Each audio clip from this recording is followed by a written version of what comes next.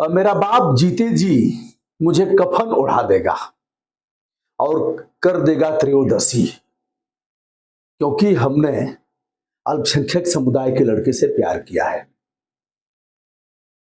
तुम्हारी जो दशा होगी तुम जानते ही हो, लव जिहाद के नाम पर तुम्हें भी मार डालेंगे। अब दोनों परिवार के लोग स्वीकार किसी को नहीं करेंगे ना समाज स्वीकार करेगा।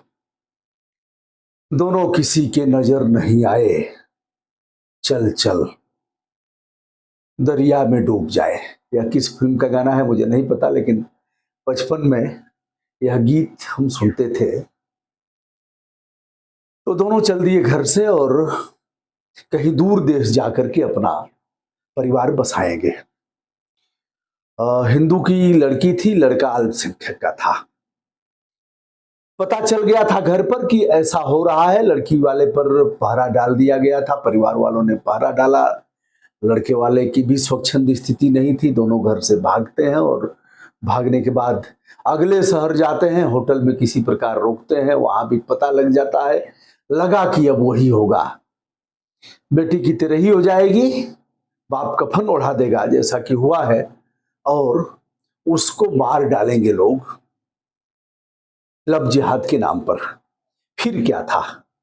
मामला है उत्तर प्रदेश के सिकोहाबाद का। फिरोजाबाद जनपद का सिकोहाबाद है, वहीं से लड़का लड़की दोनों भागते हैं और बाद में एक उफनाई हुई नहर के पास जाते हैं।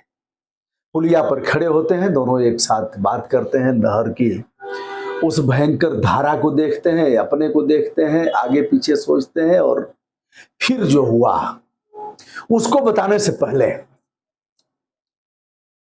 यह बताना चाहूंगा कि एक मारवाड़ी का लड़का जवान हो जाता है, शादी वादी हो जाती है। शादी होने के बाद बच्ची पत्नी गर्भवती भी होती है। उसका पिता कहता है तुम्हें कहीं कमाना चाहिए, क्योंकि मारवाड़ी परिवारों में होता है जैसे ही 18 साल के हो जाएंगे फिर वो अपना बोझ अपने उठाएंगे और कमाएंगे। सब कुछ रहेगा, माँ बाप का प्यार भी रहेगा, लेकिन अपना बोझ तो अपने उठाना है। उसे कहा जाता है कि दूर देश में चले जाओ, विदेश में, और कुछ जाकर के धन संचय करो, कमा के आना।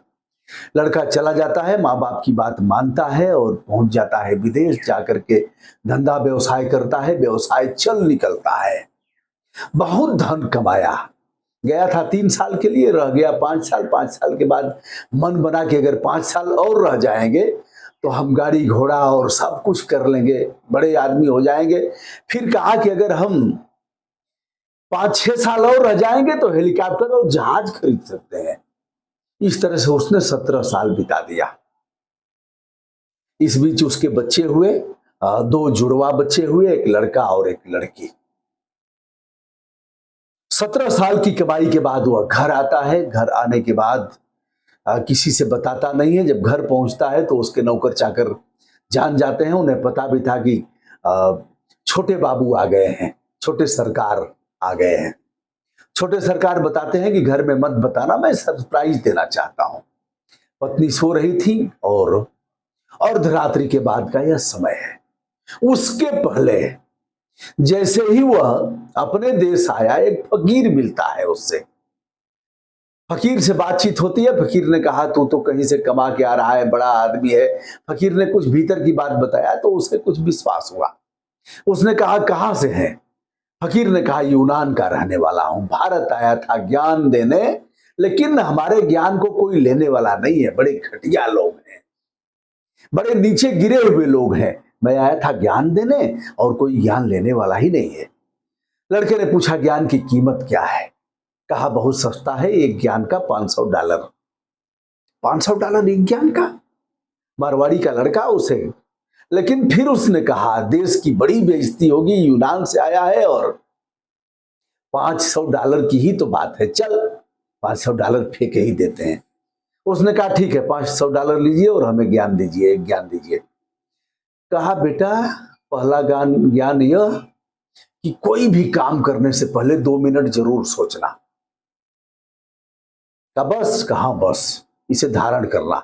जब भी कुछ करना, गुस्सा उस्सा आए तो 2 मिनट सोच लेना।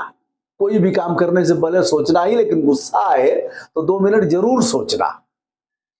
बात आई गई हो गई, मारवाड़ी के लड़के ने $500 दे दिया और फिर आगे बढ़ा, घर पर पहुंचा। अब हम वहीं घर पर पहुंचा देते हैं। नौकर चाकर से कहा कि बताना मत, हम पत्नी को सरप्राइज देना चाहते हैं। पहुंच गया घर के भीतर, देख रहा है पत्नी सोई है, ठंड का मौसम है, लेकिन कोई और सोया है उसके साथ, और सोया है तो एकदम चिपक कर सोया है। या तो उसका प्रेमी ही हो सकता है, हालांकि पूरा चद्दर तान करके सोया था, प्रेमी ही हो सकता है। अच्छा, यह बात है। इसका मतलब कि हमारे जाने के बाद इसने ऐसो आराम किया है, गुलछर्रे उड़ाया है, तो अब यह तो ठीक नहीं है। तिल तिल करके हमने पैसा कमाया, और ऐसा कह करके वह बगल में रखी गई तलवार उठा लेता है, और तलवार चलाने से पहले वह फकीर याद आ जाता है जिसने कहा, बेटा कुछ भी करने से पहले जब गुस्सा आए तो 2 मिनट जरूर सोचना। ऐसे ही करके सोच रहा है, और तलवार रखा तो खनकने की आवाज आई। पत्नी जग जाती है, देखा पतिदेव सामने खड़े हैं। पत्नी उठती है, पैर छूती है, और बगल में जो सोया है उसे कहती है, बेटा उठ, देख तुम्हारे पापा आए हैं। तब तक एक लड़की आती है, बड़ा बड़ा बाल उसका हो गया है, उससे कहती है, देख बेटा यही तुम्हारे पापा हैं, जब तुम पेट में थी तुम लोग तो पापा चले गए थे विदेश, अब आए हैं। कहा कि बच्चों को अपने पास ही रखती हूं कि यह बिगड़े ना, इन्हें प्यार देती हूं, ये हमारे पास ही रहते हैं।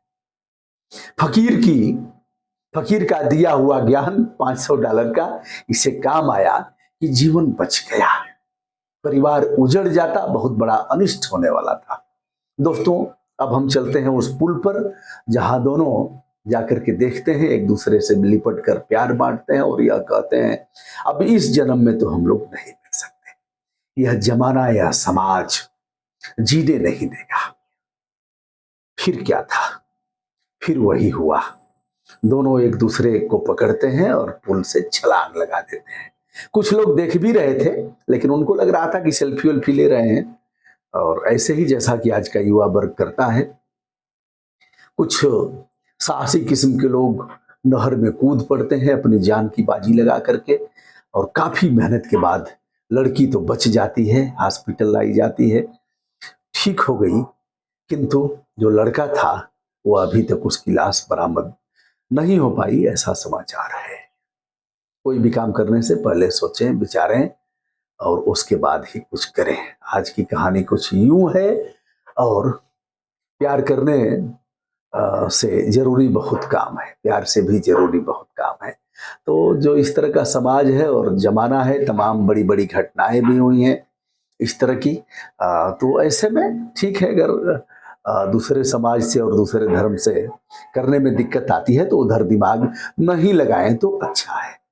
दोस्तों, मैं हूं ब्रजभूषण दुबे, विनम्रता के साथ सभी आत्मीय दोस्तों को सादर प्रणाम। उस फकीर को जरूर याद करें, और जब भी गुस्सा आए तो 2 मिनट जरूर सोचें, या $500 इसमें खर्च नहीं करना है, एक वीडियो ही देखना है। और यह जो फकीर का दिया हुआ जो मंत्र है, ज्ञान है, वो आपके काम आएगा। मैं ज्ञान नहीं बांट रहा हूं, आप सभी सुविज्ञ हैं और आप सभी अच्छे जानकार हैं। सादर नमस्कार।